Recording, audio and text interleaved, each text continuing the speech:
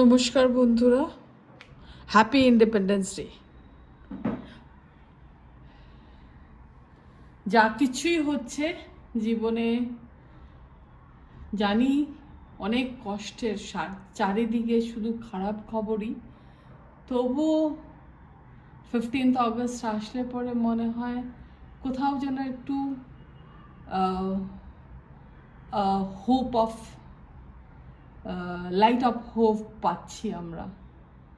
তো যাই হোক, আজকের দিনটা তো স্পেশাল ডে, আর লাঞ্চও রেডি হয়ে গেছে।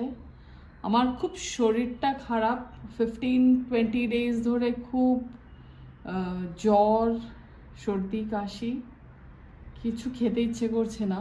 কিন্তু আজকে আমার জোর করেই আমি ভাবলাম যে খাই, না খেলে ওষুধগুলো খেতে পারছি না, তো উঠতেও পারছি না। আজকে কথা বলতে বলতে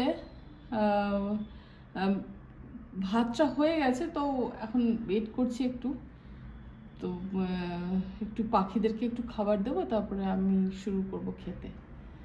তো ভাবছি আপনাদেরকে একটু বলি যে এই পুনেতেই একটা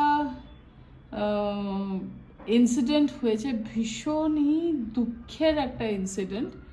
হাজব্যান্ড ওয়াইফ পাঞ্জাবি, মোনা পাঞ্জাবি, ওরা দিল্লি থেকে এসেছিল।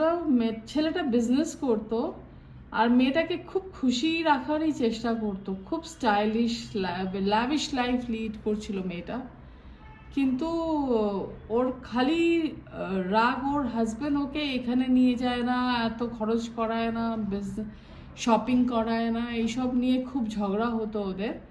আর লাস্টলি ওকে বলেছিল যে একটা ওর জন্মদিনে ওকে দুবাই নিয়ে যাবে, আর সেটা হাজব্যান্ড করে উঠতে পারেনি। ফাইন্যান্সিয়াল রিজনস তো ছিলই, প্লাস বিজনেসে এত আটকে পড়েছিল ও পারেনি যেতে।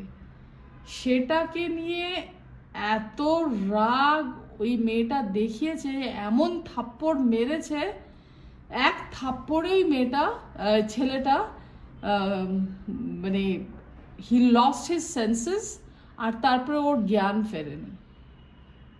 যাই হোক, পুলিশ তো ওকে নিয়ে গেছে মেয়েটাকে, এখন পর্যন্ত ওর কোনো খবর পাওয়া যায়নি। She still in the custody, police custody. আর এই নিয়ে কেউ, কোনো পেরেন্টসরাও মেয়েদের পেরেন্টসরাও কথা বলছে না, আর সবাই এটাই বলছে যে ওকে মানে কি করে ওদের বিয়ে হলো।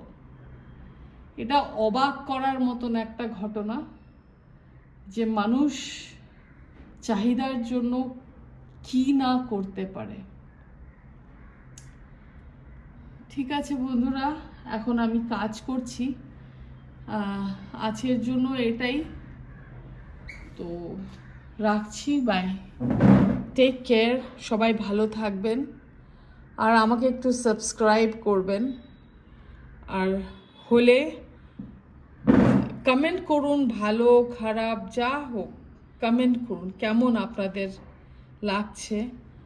আমি আবার ফিরে আসবো।